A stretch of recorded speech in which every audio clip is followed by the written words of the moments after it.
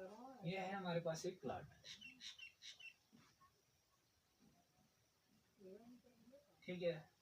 तो इसका हमें क्या निकालना है, एरिया।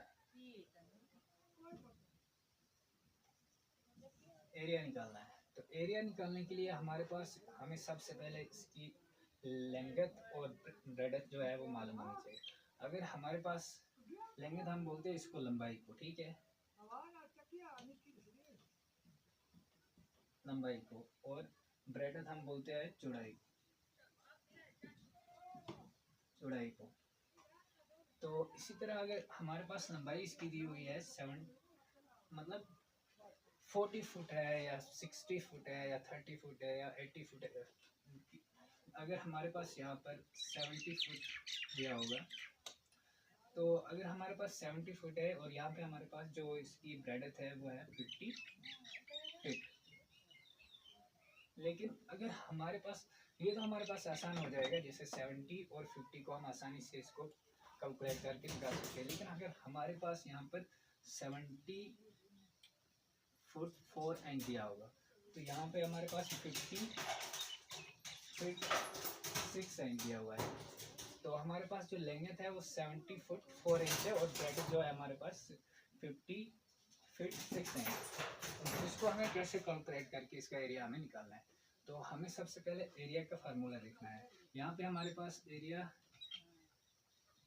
का जो फार्मूला है, area equal to length into breadth, लंबाई इंटू चौड़ाई, यानी कि लेंथ इंटू ब्रेडथ। ये हमारे पास ब्रेडथ है और ये हमारे पास लेंथ है।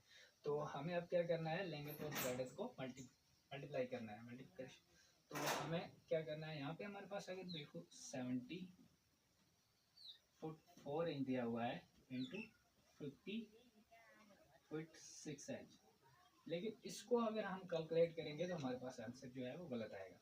और इसलिए हमें सबसे पहले क्या करना है, जो हमारे पास इंच में दिया, देखो यहाँ पे हमारे पास जो इंच में दिया हुआ है, यहाँ पे 70 जो है हमारे पास फुट में है, 4 जो है इंच है, तो यहाँ पे हमारे पास 50 फुट है और 6 जो है हमारे पास इंच है। तो इसको हमें सबसे पहले इंच को फुट में कन्वर्ट करना है, यानी कि हमें क्या करना है, इसको हमें 4 डिवाइड बाय 12 करेंगे। देखो 1 फुट में 12 इंच होते हैं, तो इसका मतलब 4 डिवाइड बाई 12, यानी कि 4 को हम 12 के साथ डिवाइड करेंगे। तो हमारे पास यहाँ पे क्या आ जाएगा वो हमें चेक करना है।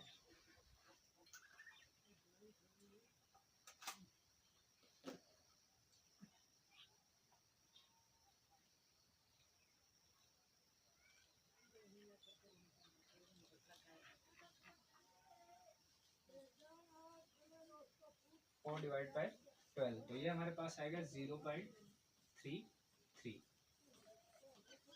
तो इसी तरह हमारे पास जो यहाँ पर 6 दिया हुआ है ना, 6 इंच, तो उसको भी हम यहाँ पे 6 डिवाइड बाई 12 करेंगे। तो ये हमारे पास क्या आ जाएगा, ये हमारे पास आ जाएगा सीधा 6 डिवाइड बाई 12 0.5। तो अब हमारे पास जो मैंने इंच को जो है यहाँ पे 0.5 है, तो इसकी जगह हम 0.5 लिखेंगे। तो अब हम इन दोनों को मल्टीप्लिकेशन करेंगे तो देखेंगे कि हमारे पास क्या आएगा। तो जल्दी जल्दी कर लेते हैं। 70.33 इंटू 50.5 इक्वल टू